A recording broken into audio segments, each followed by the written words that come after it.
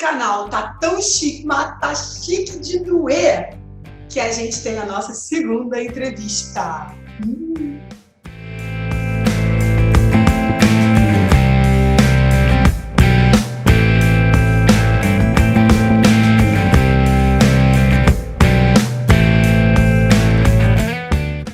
Olha só, esse canal tá uma chiqueirinha infinita. E antes da minha convidada, que vocês já estão vendo aí, se apresentar, eu preciso dizer para você que ela possui 3 coisas iguais a mim. Primeira, ela é historiadora. Segunda, ela é coach. E a terceira, pega aí, ganhadora do Coaching Awards. Muito bom, muito bom. E vou deixar aí. Se apresente, minha convidada. Olá, pessoal. Eu sou Luísa Storm. Eu sou, como a Vanessa falou, né? Eu também sou historiadora, formada pela Universidade Federal do Rio de Janeiro. Sou coach, também formada pelo Instituto IGT, né? Aê!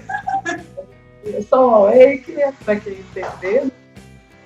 Educadora há 8 anos e a gente resolveu fazer a diferença, né, na vida das pessoas através da educação e utilizando aí as ferramentas de coaching.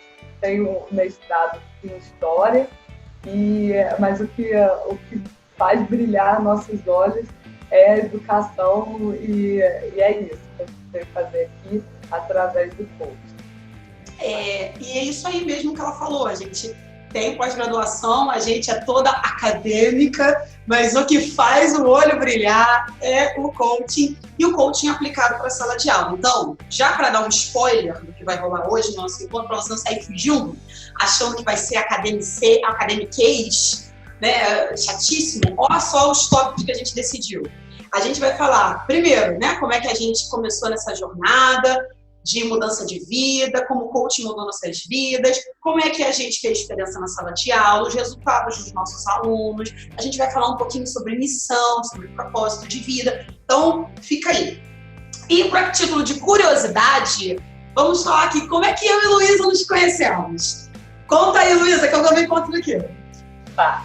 Então, ano passado, no PC ao vivo, né, para quem não sabe o que é o PC, é o Profissão Coach,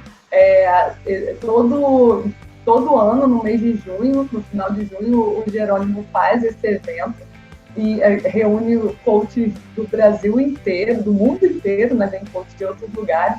E a Vanessa subiu no palco, né, para receber o prêmio dela e falando sobre como ela aplicou o coaching na educação. E aquilo fez toda a diferença na minha vida. Eu tinha acabado de me formar em coaching, fazia 3 meses, e eu falei assim, caraca, ela é minha musa inspiradora. Então eu fiz ela. Quando ela saiu do palco, eu fiquei esperando ela do lado de fora, dos bastidores, e quando ela saiu, eu abracei ela, ai, você é minha musa, eu preciso ter contato com você. Gente, aí vocês imaginem, porque eu tava muito pilhada. Porque assim, subir no palco do PC já é uma adrenalina que você fica. Aí eu subi no palco. Só o fato de ter subido no palco, quando eu descia, eu tava muito zureta. Parecia que eu tinha feito uma viagem muito louca, sendo que eu não sou adepta dessas coisas. E aí eu desço e encontro uma pessoa que eu nunca vi na vida. E você é minha musa, você é minha musa. Eu vejo você nas propagandas do Facebook. Então o Jerônimo fazia propaganda do PC ao vivo e colocava o vídeo dela. E eu falava, gente, eu preciso conhecer essa menina. E ela estava lá no PC ao vivo. E eu fiquei doida.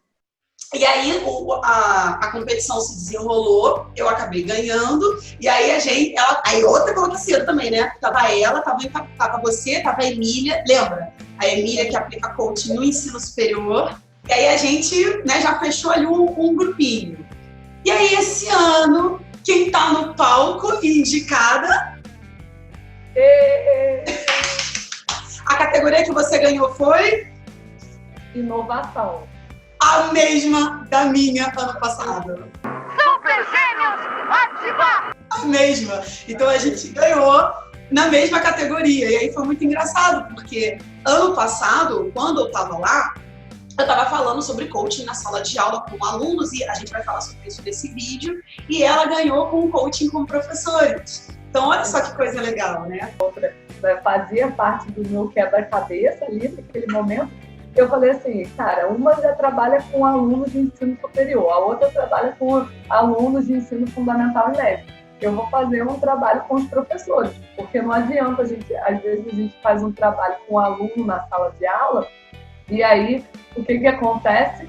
O aluno sai da nossa sala, vai para a sala de outro professor e cagou tudo. Desculpa, mas é essa palavra mesmo. Ai, gente, eu confesso que eu me sinto assim, falei, gente, sementinhas foram plantadas, mas ela já estava trilhando o caminho dela. E aí, já que a gente está falando de coaching, me conta aí, como é que você descobriu o coaching? Como é que ele entrou na sua vida? Tá, então, eu sempre recebi uma amiga aqui em casa que ela era coach. E ela dava treinamento em empresa, para o Sebrae, coisa e tal. E toda vez que ela vinha para Aracruz, né, que eu moro no interior do Espírito Santo, apesar de ser carioca, falar, né, o som de X aí, ela ficava aqui em casa. E ela sempre aplicava umas ferramentas de coach comigo e eu achava aquilo o máximo. Então eu resolvi fazer uma formação em coach. Né? Já tinha feito o processo, né, com ela, mas eu queria fazer uma formação em coach para entender melhor o processo. Eu queria entender o que passava por detrás daquilo que ela fazia comigo. E aí eu me inscrevi, né, através da internet mesmo, eu entrei em contato com a equipe do Jerônimo e me inscrevi para fazer a formação em coaching criacional. Então, o coaching criacional é a sua única formação? É a minha única formação em coaching. Tá vendo, gente? Mais uma coisa. Também só fiz a formação do IGT e me sinto muito satisfeita. Acho que é uma formação muito completa. Achei bacana você falar que você já tinha contato com a área e você tinha uma pessoa próxima de você que já falava, que já aplicava a ferramenta, quer dizer, você meio que foi entrando aos poucos, né? Não foi o que eu vejo muitas pessoas vendo é que leem sobre coaching e aí, é diferente, vamos fazer. Você foi experimentando e o mais legal, você fez um processo primeiro. Eu acho fundamental a pessoa fazer o processo primeiro. Eu acho que para ser coach, é uma leitura minha, né? Não estou dizendo que todo mundo, que as pessoas que não passaram por esse caminho que são maus coaches. Mas eu acho que quando você passa primeiro pelo processo, para depois se formar um profissional, você sentou na cadeira do coach. Você sabe o que está passando na cabeça do coach. Você entende o estado de vulnerabilidade dele que você esteve lá. Não, foi exatamente isso. E foi muito legal, assim, entender todo esse processo para chegar lá na cadeira de aluna de coaching, né? Mas aí, o que eu ia falar para você é o seguinte, que todo esse processo de coaching me fez entender que eu estava trabalhando num lugar errado, que eu não estava ocupando um lugar no mundo, né? Eu entendia os meus valores, eu entendi por que eu tinha data marcada para pedir demissão. Né? Uau!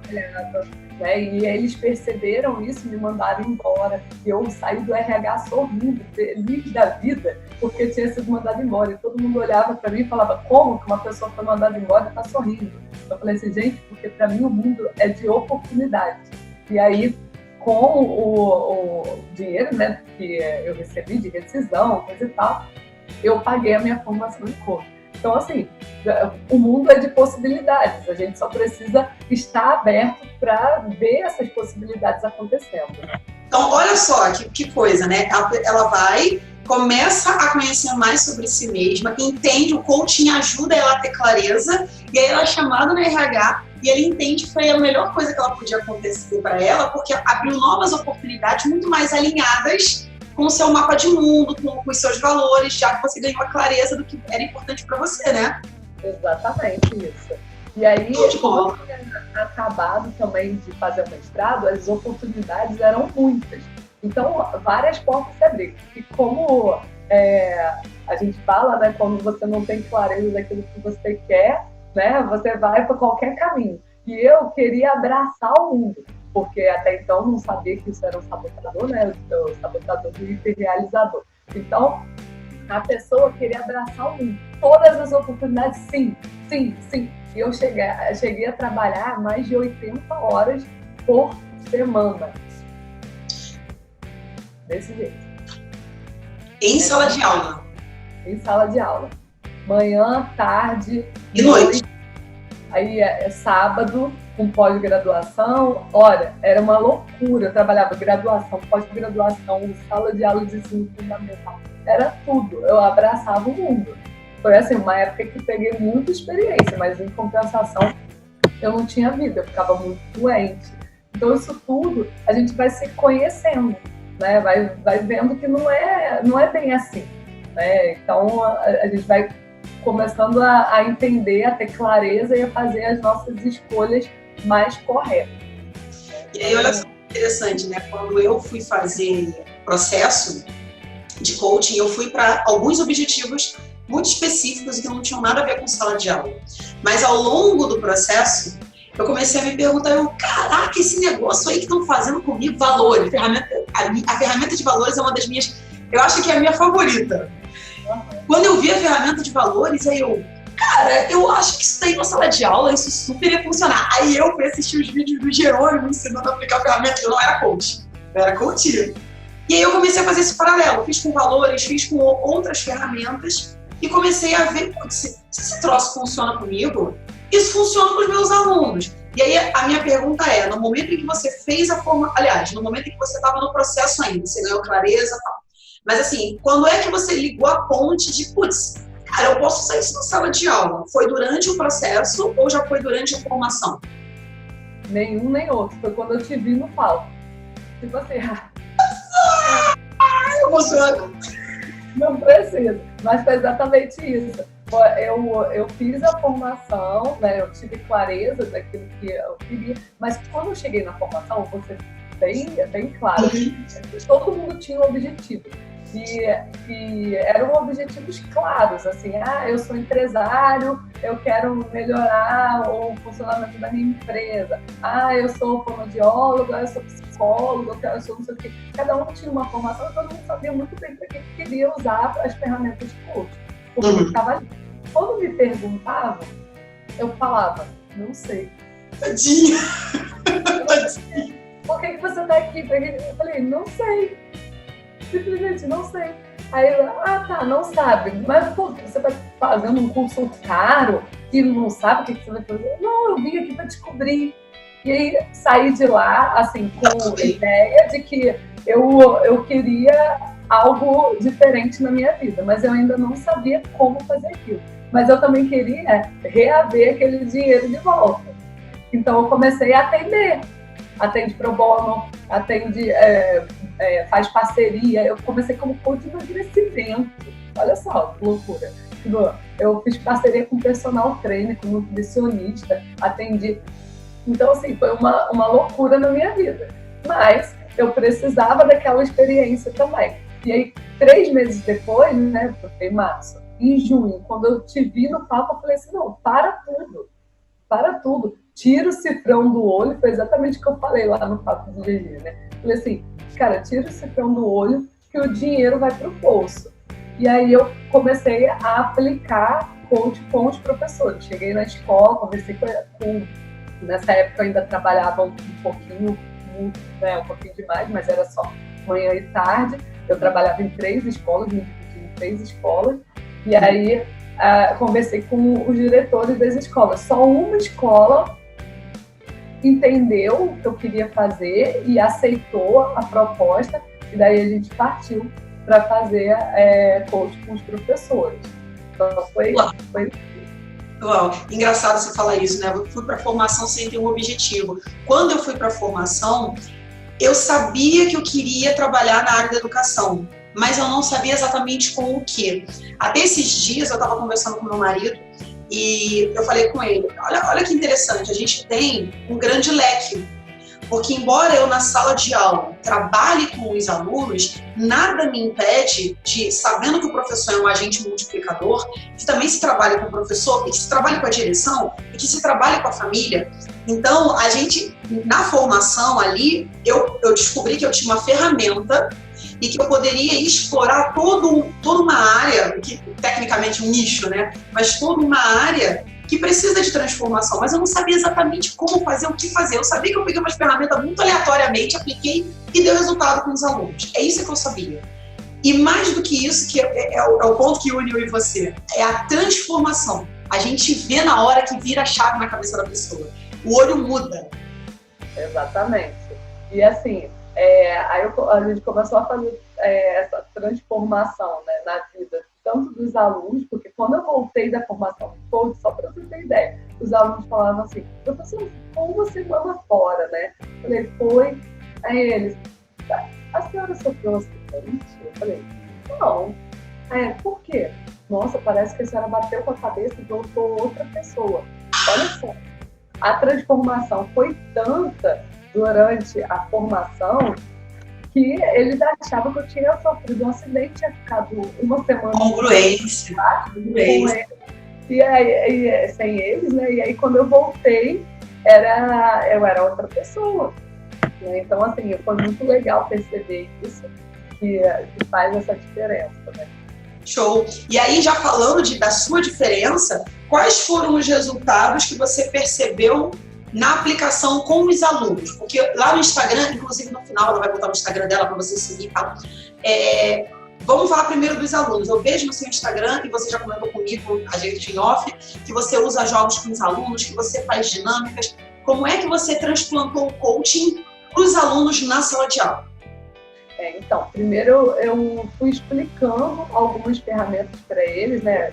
Explicando, às vezes não é nem ferramenta, é conceito, né? De gratidão, valores, autorresponsabilidade. A gente vai trabalhando também esses conceitos junto com eles e aí vai aplicando ferramentas, aulas diferenciadas. Acho que muitas coisas, alguns professores já fazem, né? E aí é só dar uma apimentada no que já faz. E aí o que os alunos eles falam assim é que eles têm maior conhecimento. Eles falam assim, nossa, eu tenho conhecimento de mim agora que eu não tinha antes, nem eu sabia que eu era assim. Uau, então, eles falam assim, nossa, isso aí, quando eu faço o jogo das habilidades, né, que é o jogo comportamental, aí eles falam assim, nossa, eu sou muito eu, esse laranja é muito eu. Aí o laranja é o comunicador, né? Aí é muito eu mesmo, sou eu, tá falando de mim. Aí ele ficou assim, né? Porque eles são novinhos, né? 7º ano de trabalho, então eles falam isso. E eu acho muito legal essa descoberta deles mesmos, né? Porque às vezes não adianta nada o menino está lá com pensamento em casa do que está acontecendo. Eu trabalho em escola pública, né? Sou funcionária pública, então a grande maioria dos meus alunos eles passam por dificuldades em casa, seja alimentar, seja psicológicas, o que for, né? A gente sabe que os alunos, né, têm N problemas e às vezes ele está tão conectado com o que está lá fora que ele não consegue se concentrar no que está ali dentro. Então ele não vai aprender nunca. Se ele está com fome, ele não aprende. Se ele está pensando no que aconteceu na casa dele, na briga dos pais, sei lá, ou porque ele brigou com o irmão, sei lá, qualquer coisa. Ele não consegue aprender. Então, primeiro, a gente desconecta o aluno do mundo exterior e se conecta com ele no presente. Então, eu aplico técnicas de meditação, de mindfulness. Todos os dias, o início da minha aula é sempre com técnicas de mindfulness. E aí me fala, como é que fica na meditação? Porque, por exemplo, meditação eu nunca usei na sala de aula. Eu já usei visualização no momento de provas. Eu lembro que teve uma prova minha, aí já foi no ensino médio, que a galera tava meio tensa e tal. E aí, quando eu entrego a prova sempre virada, com a folha em branco. Porque aí todo mundo começa junto, não tem problema, marcação de tempo e tal.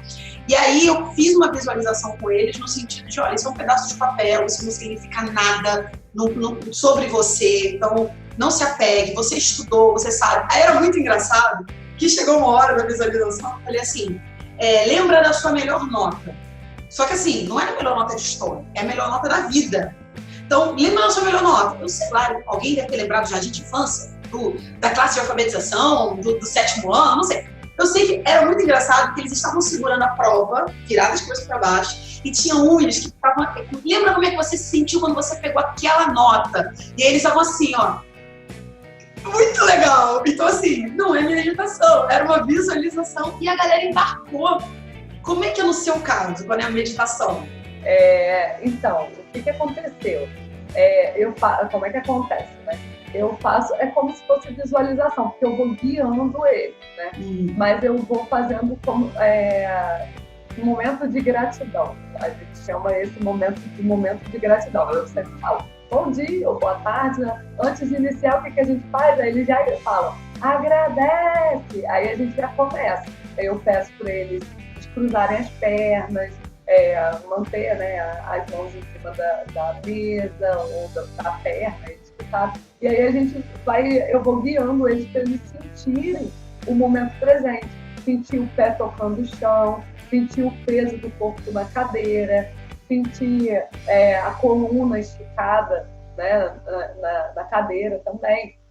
E assim, e depois vai agradecendo porque tem pés, porque tem mãos, porque tem braços, vai agradecendo pequenas coisas, porque vê, porque fala, porque ouve. Aí eu falo, tanto a minha voz quanto o som dos passarinhos. Aí fica aquele silêncio e eles ficam ouvindo o passarinho cantando, saindo lá de fora da escola. Então, assim, eu vou fazendo esse momento para eles se concentrarem melhor na aula. Né? Então, qual é a faixa etária? Quais são as séries que você pega? Da mais nova a mais... Esse ano eu estou só com o 7º ano. Eu consegui pegar manhã e tarde todas as turmas de 7, para facilitar também, porque a escola percebeu que houve uma mudança muito grande nos alunos que eu dei aula, né? É isso que eu ia perguntar, a próxima pergunta. Se ao praticar isso, diminuiu a indisciplina, se ficaram mais tranquilos? Porque 7º ano, para quem está assistindo e não é da área da educação, é a curva. Porque você pega o 6º ano, eles ainda são assim, tia. Chega no 8º, eles já estão mais amadurecidos. Mas o 7º ano, amigo, é o fervo, isso aí. E exatamente isso. Quando eles chegaram, o 7º ano do ano passado, que eu trabalhei com eles, chegaram no 8º, a gente só tem elogio deles. Só tem elogio. O próprio professor de história desse ano deles, eles falam assim, nossa, Luiz, eles vieram muito bem preparados. Né? Eles são, assim, maduros.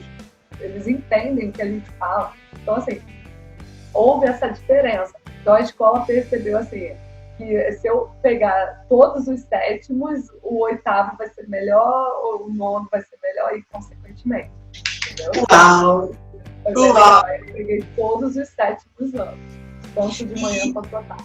E me tira uma curiosidade, porque eu tenho a minha maneira de lidar com isso, mas eu queria escutar uma outra professora. Como fica com a questão do conteúdo?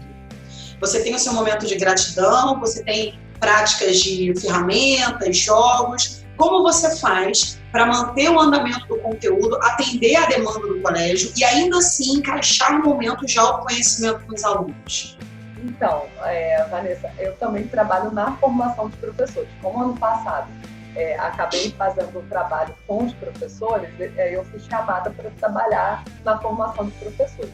E a gente está, esse ano, vendo a questão da nova BNCC, você já deve ter ouvido falar, né? Que é a Base Nacional Curricular Comum. E para quem está de perto acompanhando a nova base, sabe muito bem que o conteúdo, não é que ele não é importante, mas ele não é o principal. O que você tem que avaliar nesse momento é que habilidades você está desenvolvendo no seu aluno. Então, parênteses, rapidinho, para quem não é da área que está assistindo o nosso vídeo. Eu vou falar da nossa área, que é história. Pouco importa que o aluno saiba, eu vou pegar, eu não sei se, porque eu sou da rede particular e da rede pública, então eu não sei se os conteúdos vão bater necessariamente. Mas eu, no 7º ano, eu trabalhei Idade Média e trabalhei Renascimento. Então, não me interessa que o aluno saiba as 3 fases do Renascimento, o nome de todos os pintores, isso é conteúdo. Mas me importa saber se ele vai ter capacidade de ver o mesmo movimento plasmado em distintas áreas, na pintura, na escultura, entender os valores do Renascimento. Isso é desenvolver habilidade crítica, habilidade de interpretação. Se ele consegue pensar como seria um movimento renascentista hoje em dia. Isso foi uma avaliação uma vez que eu dei para eles. Eles tinham que fazer uma peça de arte, fosse escultura, pintura, escrito, o que fosse, nos moldes renascentistas, só que hoje em dia. Então eu recebi desenho de Aedes aegypti, eu recebi oratório de São Jorge, por conta da violência do bairro onde essa escola estava. Ou seja, ele pegou aquilo dali, ele apropriou para a realidade dele, desenvolveu a habilidade de interpretação, de crítica e artística. Então eu ainda dialoguei com o professor de arte. Então se você não é da área, para a gente que está alinhado com a BNCC, pouco importa o conteúdo. Não é que pouco importa, mas ele não é o principal, é a habilidade desenvolvida a partir do conteúdo. Feito parêntese, pronto, Luísa, vai. Então, é exatamente isso que você falou. Então, por exemplo, entender que não é descobrimento, né? Ele já questiona invasão, ponto, não sei o que. Então, assim, abre diálogo para debate dentro do nosso conteúdo, né? Então, assim, a gente não vai fugir. Falei de grandes navegações. Vamos comparar as grandes navegações com o quê? Aí eles, hoje seria como se a gente fosse viajar para Marte, professor. Uau! Do planeta Terra. É super desconhecido. Existem perigos reais, existem perigos imaginários. Vamos lá. E aí a gente vai discutindo tudo isso em sala de aula. O próprio conceito de descobrimento, né? Porque a gente já sabe que Marte existe. Então, o descobrimento de Marte? Não é, né? Então, assim, eles conseguem diferenciar isso e o senso crítico deles aumenta consideravelmente. Né? Quando eu fui falar, por exemplo, de reforma protestante, a gente fala de corrupção de preparo do clero. Né? Aí a gente conseguiu fazer um leque com corrupção de professores. Aqui no próximo, teve alguns professores que compraram título para conseguir passar no processo seletivo. E aí a gente vai falar de corrupção lá do governo, entende? Se tem corrupção menor acontecendo próximo da gente. Então, assim, a gente consegue linkar com várias coisas da atualidade. Né? A história, eles falam assim, nossa, professora, às vezes a gente parece que está falando de agora, não é do passado, mas é isso. Se a gente ficar lá no passado, o passado já aconteceu, a gente não tem como mudar ele, né? A gente tem uma visão sobre ele, mas o agora, né, a gente tem como comparar, né, sem anacronismo, sem nada disso, mas assim, a gente tem como fazer comparações, né, do que a gente está vivendo com o que aconteceu no passado e de forma crítica, né, desenvolvendo a criticidade do aluno. E além disso tudo, a gente pode desenvolver junto com isso a inteligência socioemocional, que também está dentro das bases da BNCC. Então, assim, a gente não precisa se limitar. A educação está mudando, né? O mundo está mudando. As profissões que existem hoje não existiam há 30 anos atrás. Quando a gente nasceu, nossos pais iam imaginar que existia uma profissão chamada youtuber, trade, não existe, né? Não existia essa possibilidade. Então, daqui a 30 anos, que profissões vão existir? Então, as pessoas precisam entender que elas podem e devem se reinventar. E se reinventar na educação é importante também, né? Exato. E aí você tocou num ponto que eu gosto muito, que é o professor que não percebeu, ou que até percebeu, mas não concorda, ou escolhe ignorar, enfim, né? Aí vai depender de cada um. Que ele não entendeu que nós não somos mais o centro do saber há bastante tempo. Mas a nossa geração pegou essa virada. Porque quando foi o advento da internet em larga escala, as casas passaram a ter internet, computador, depois isso aqui. Né? Então, hoje em dia, o aluno está a 2, 3 cliques de distância de qualquer assunto. Ele não precisa de nós para aprender, para ter acesso à informação. Mas ele precisa de nós como mentores. Então, a gente precisa sair do palco, do tablado, de estar tudo aqui centrado em mim, e eu preciso me colocar em diálogo, em aproximação. E isso também, na minha leitura, constrói muito o autoconhecimento do aluno, porque o aluno tira aquela distância que ele tem do professor. O professor está aqui, ele é inatingível, ele é intocável, ou ele é aquele cara que só briga, que só passa dever, que só chama atenção. E aí eu boto esses dois juntos, dizendo, vamos aqui, vamos dar mão, vamos abraçar, vamos lá, vamos dialogar, qual é a minha vulnerabilidade como professor, qual é a sua fortaleza como aluno, por que é tão importante essa troca. Eu acho que o professor que não entendeu isso, ou entendeu e escolhe não transitar, ele está ficando para trás. E aí, nesse sentido, fantástico você falar desse negócio das habilidades e do diálogo, do próprio desenvolvimento do autoconhecimento dentro da BNCC, porque em colégios que estão desconectados com isso, ou que só estão conectados no nome, nós estamos cumprindo a BNCC, mas na marca ali do dia não está, esse professor, por exemplo, não iria conseguir desenvolver da maneira como gostaria essas habilidades nos seus alunos. Com certeza. Né? E aí a gente tem a questão de diferenciar, né? Trabalho, profissão, missão e chamado. Né? Tem muito professor, infelizmente, Vanessa, aqui no interior, eu não sei como é que está essa questão aí no Rio de Janeiro, mas aqui no interior tem muito professor fazendo bico, vamos dizer assim.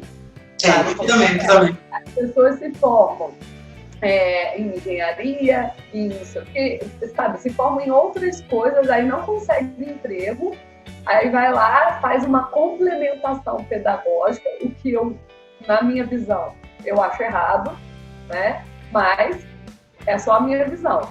Mas aí faz uma complementação e vai entrar em sala de aula. Isso aí.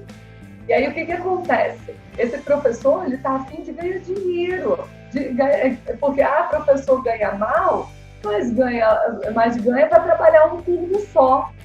Ele pode trabalhar em outra escola e dobrar o rendimento dele, né? E às vezes ele fosse trabalhar em outra coisa, ele ia ganhar um salário mínimo.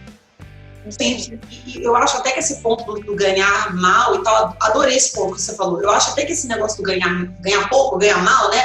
Que tem essa mentalidade que a gente estava conversando, eu acho que é porque inevitavelmente se estabelece um paralelo de que, teoricamente, um engenheiro, um pedreiro, um policial, ele sai do local de trabalho, tranca a porta e não leva trabalho para casa.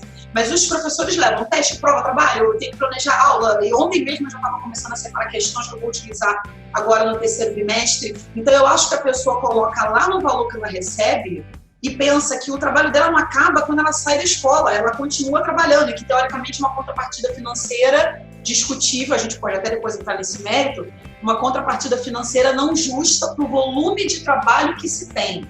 E aí você já pega isso e generaliza, o professor ganha mal pra caramba, mas é engraçado, porque o professor ganha mal pra caramba, mas o cara faz uma complementação pedagógica, porque já que ele não conseguiu colocação no mercado de trabalho dele, ele vem para cá.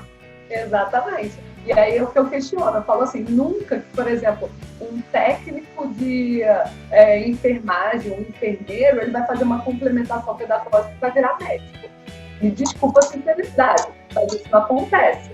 Ou então, um técnico em saúde bucal vai virar dentista, faz uma complementação e se torna dentista.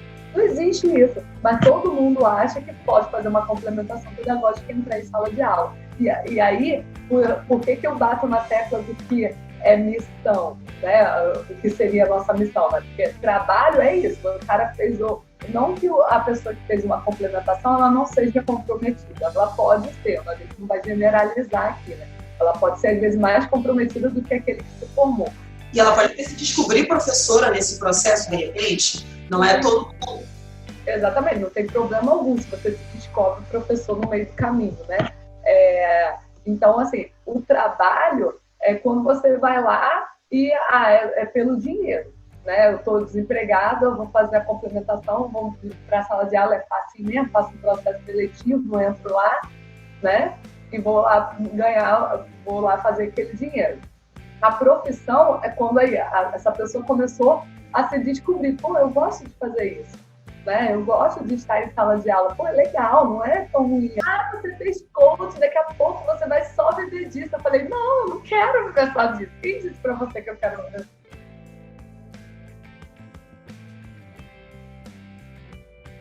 saudade dos meus alunos. Tem colega professor meu que não entende. Vem um feriadão assim longo, faço uma semana sem ver os alunos, eu fico com saudade deles. A gente fica com saudade de entrar em sala de aula, de conversar com eles, né? Então, enfim. Então, aí você entende profissão, né? Trabalho, profissão. Você começou a gostar daquilo. Missão, fala aí. O que você pensa como missão? Missão é aquilo que você faz, querido, sorrindo e entendendo que você está contribuindo com as pessoas. A missão é o que faz você levantar. A missão é aquilo que faz você levantar, porque você sabe que isso vai contribuir com outra pessoa. E aí, já adiantando, a missão, quando ela está congruente com você, ela contribui com o seu propósito. Exatamente. Então, você pode... Exato. Então, perceba, são duas coaches aqui, são duas professoras. Para mim e para a Luiz, não há diferença, ou melhor, não há distância, não é diferença. Não há distância do quanto que a sala de aula contribui com o coaching e quanto que o coaching contribui com a sala de aula dentro dos propósitos de nós duas. Porque o propósito é alguma coisa muito maior. O propósito, ele tem várias maneiras de se realizar. Ele pode se realizar através da missão. Exatamente. E aí o chamado é quando você está assim, pleno, né? Você está pleno, você fala, cara, é para isso que eu nasci. Eu nasci para estar em sala de aula, para ajudar, né, os meus alunos, para que eles sejam pessoas melhores no futuro, né? Então é isso, a gente quer uma sociedade mais justa, uma sociedade melhor, uma sociedade sem corrupção, mas tem gente que só fala isso da boca para fora e não faz nada para mudar.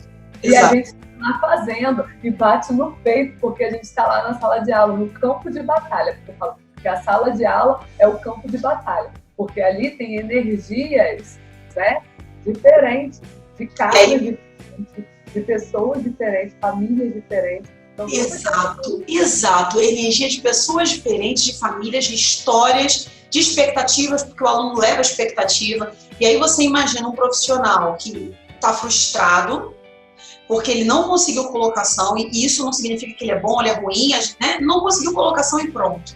E aí ele vê como última alternativa fazer um curso, se tornar professor, e aí ele leva essa bagagem para dentro da sala de aula. Não estou dizendo que em 100% dos casos isso vai dar errado, mas você encontra pessoas que não possuem isso como um chamado, que não entendem a missão, eu ia falar missão de professor, o professor como missão.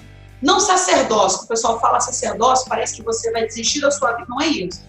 Mas estar na sala de aula de propósito, honrando aí o nosso mentor, estar na sala de aula de propósito é você ter uma escolha consciente disso, e não porque é a sua última alternativa. E aí, quando um aluno faz alguma coisa de adolescente, de criança, coisas comuns, conversa, mexendo no celular na hora que não poderia, e aí a gente, enfim, aqui no meu canal tem vídeo sobre isso, sobre mexer no telefone em sala de aula, o que eu penso, enfim. Mas numa sala de aula tradicional, conversa, mexer em celular, olhar para o lado para falar com um amigo, não levar o livro. O cara que não está imbuído da missão, ele vai jogar essa frustração na sala de aula. Ele não vai ter uma postura congruente de uma pessoa que está ali de propósito. Exatamente. O aluno chega atrasado, ele não compreende por que o aluno chegou atrasado na sala, ele deixa para o lado de fora. Aí você acaba atrapalhando também a estrutura da escola. Porque eu falo assim, eu também já trabalhei como assistente de turno, que é coordenação, né? E a gente sabe, são 15 salas de aula, se cada professor deixa 2 do lado de fora, a gente tem uma turma do lado de fora. Né? Então, assim, também pensar essas estratégias. Como é que você pode negociar com o aluno? O aluno esqueceu o livro? Tá, legal. E aí? O que você pode fazer? Ah, professor, eu posso tentar um plano de tal para fazer a atividade? Entende? Então, assim, perguntar para o aluno o que ele pode fazer, já que ele esqueceu. Tá, e de uma próxima vez, como é que você vai fazer para não esquecer o livro? Aí ele, eu posso arrumar meu material no dia anterior. Ok. Né? Ele mesmo vai saber qual é a alternativa. Você não precisa apontar o dedo na cara dele para dizer o que ele tem que fazer. Você gosta que aponte o dedo na sua cara e fala, você tem que fazer isso, aquilo, outro. Você não gosta. Então por que você tem que fazer isso com o aluno? Às vezes você quer se colocar no lugar dos pais dos alunos. Como assim? O pai é o pai. Honra né? O pai, a mãe, ou a avô, a avó, aquele que está educando ele, né? E você vai fazer o seu papel. Não confunda as coisas, porque senão você tira também a autoridade do pai. E também, uma coisa que eu penso muito, como acaba que muitas das vezes essas situações que seriam excelentes oportunidades de gerar congruência no aluno, acaba nesse profissional que não está alinhado com essa profissão. Claro que tem professores que estão alinhados, mas também não tem essa prática, né? Mas é aquele que não está imbuído do propósito da sala de aula, acaba aproveitando essas situações para exercitar um lugar de autoridade. Então é aquele professor que briga sempre, aquele professor que chama muito a atenção, aquele professor que é agressivo, às vezes grosseiro, que bota o dedo na cara do aluno, que só desgasta essa relação de sala de aula. E aí vem o professor que dialoga, o que você pode fazer? Parece que ele é permissivo em relação àqueles que não têm autoridade, que manda todo mundo ficar quieto. O que eu falo é o seguinte, manter certa autoridade até é interessante em alguns momentos. A questão é o autoritarismo, né? Que tem diferença. Sim. Você pode ser flexível, porém autoritário. Né? Você saber colocar os momentos de autoridade. Exatamente. Você pode ser, né, ter autoridade ali dentro da sala de aula também, né? Porque é importante isso. Senão vira bagunça. Então, né, 30, às vezes mais de 30, numa sala de aula. Então, você precisa ser flexível, mas também manter a autoridade. Agora, ser autoritário é isso aí. E, às vezes, eu falo justamente assim, eu pergunto, né, eu me perguntando, quem é o adulto da relação? Quem é o adulto da relação? Exato. Porque o adulto da relação somos nós, os professores. Então, você vai deixar que picuinhas te atrapalhem? Não faz sentido. Cobrar de um adolescente o comportamento, o amadurecimento e postura de um adulto. E que ele não está preparado para isso. Né? Então, é entender que é um processo. Nós estamos em processo de evolução, aí, né? Um processo de aprendizado o tempo inteiro, inclusive na sala de aula. Show! Uau! Gente, eu ficaria aqui gravando a tarde inteira com ela, porque... Esse assunto não acaba não, né? O nosso assunto não acaba não, né? Não acaba nunca, e nem vai acabar, e nem queremos que acabe. Luiz, quais são aí os seus próximos passos? O que você está desenvolvendo, ou o que você pretende desenvolver em sala de aula, pós-profissão coach? E aí, quais são os seus próximos passos? Então, a princípio, né, o meu próximo passo, que já é segunda-feira agora, vai ter uma palestra para os pais dos alunos de toda a escola. Foi convocado, né, os pais para participar sobre autorresponsabilidade e mentalidade vencedora na educação dos filhos. Então, a gente vai trabalhar isso na segunda-feira. E eu estou com alguns projetos aí, né, de palestras, porque o meu objetivo é sair por esse Brasil afora palestrando, né, para a educação, para a gente mudar essa educação do nosso país, né? Que é muito importante esse desenvolvimento. O país que não tem, que não investe em educação, está fadado ao fracasso. Então, isso eu tenho plena consciência. Então, esse é os meus próximos passos aí. Palestra de palestras e bora viver, né? Bora viver! Muito bom. Teu Instagram, Luiz? No Instagram, Embaixo escrito na tela. Ah, tá. Como é? @lowstorm_coach. Show. Você tem alguma página de Facebook, alguma coisa ou não? É pelo Instagram que a galera te localiza? É pelo Instagram. O Facebook eu não utilizo para trabalho e ainda não tenho site.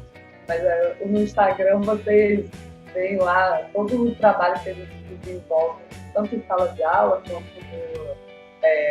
na formação de professores. Muito bom. Luiz, adorei. Muito obrigada, gente.